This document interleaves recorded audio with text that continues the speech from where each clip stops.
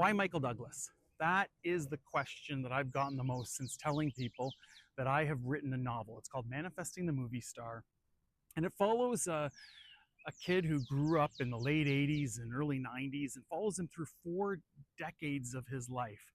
And the way he idolizes and worships and ultimately emulates some of the characters of his favorite actor, who happens to be Michael Douglas. And people say to me, why not someone like Tom Cruise or Harrison Ford? And I guess to answer that, really you'd have to know what I was like when I was a young teen. I wasn't really action movie kid.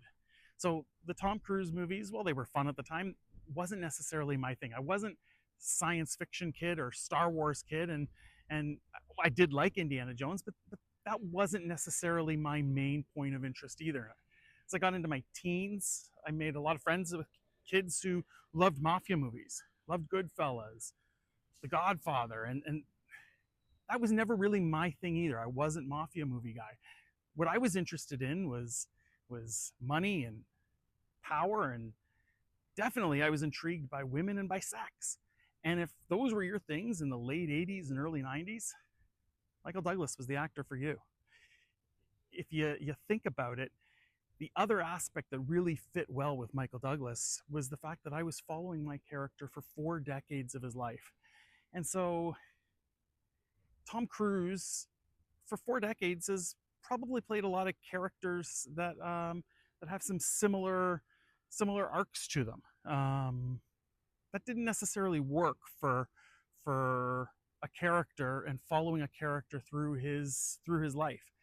But when you look at Michael Douglas, it really fits well with the age range of my character, who's also in my age range.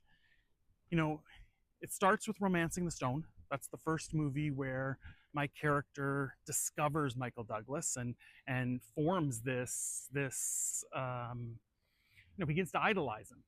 And Romancing the Stone fits really well for a 12-year-old kid because yes, there is some action in it, which is fun, but there's also some fun lines, and there's some chemistry with Michael Douglas and Kathleen Turner, and it's a fun movie. I think that really spoke to me when I was 10, 11, 12. And obviously does to my character as well. And you go from that to Jewel of the Nile, and at that point, that's sort of most of Michael Douglas's action movies. I mean, you could argue Black Rain had a little bit, but the two big ones would be his action adventure movies, Romancing the Stone and Jewel of the Nile.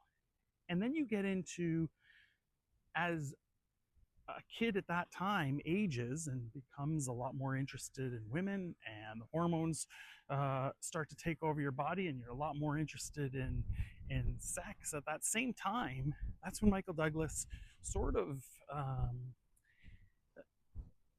innovates, I guess, the genre of erotic thriller. He had 3 of them really come out over a 7-year span. Started with Fatal Attraction, which had lots of buzz, a lot of buzz, that even though at the time a kid might not have been old enough to see it, they certainly heard about it. They certainly heard about parts of it. Disclosure, which came out in 1994, had a similar overall flavor. It was part of the same genre, I guess would be the best way to say it. And then, the mountain peak of that is Basic Instinct. And this was a time that was long before social media, really before most people had any internet, and yet everybody knew about Basic Instinct.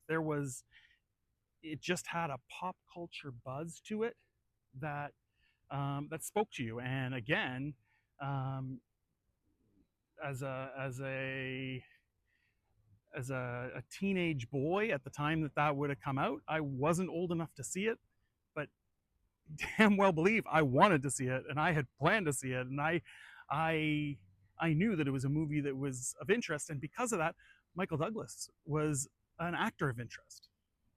And then there's a really interesting article that I read as I began to research this, that talked about the fact that Wall Street changed the way a lot of people um, planned their careers. There were a lot of people who went into finance in the 1980s because of the impact that the movie Wall Street had on them. And what makes that particularly fascinating is that Michael Douglas's character, Gordon Gekko, was never intended to be the hero. He was actually the villain of the story.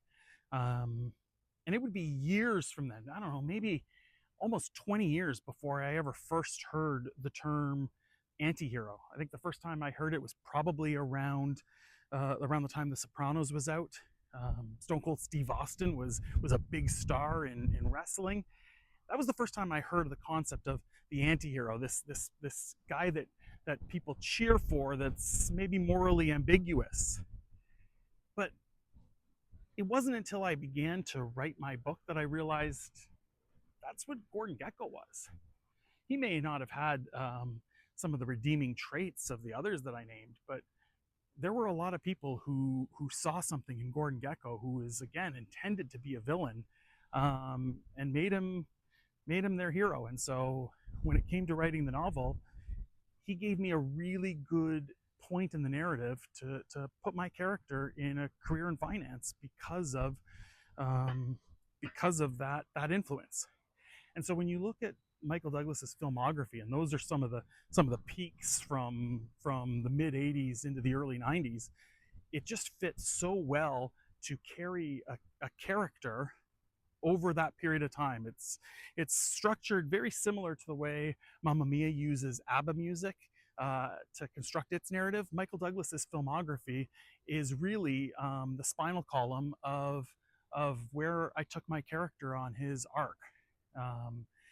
And you look at movies like The American President, where it's a great example of him finding love, to the opposite end, The War of the Roses, which is a great example of when love goes bad and the bitterness of divorce.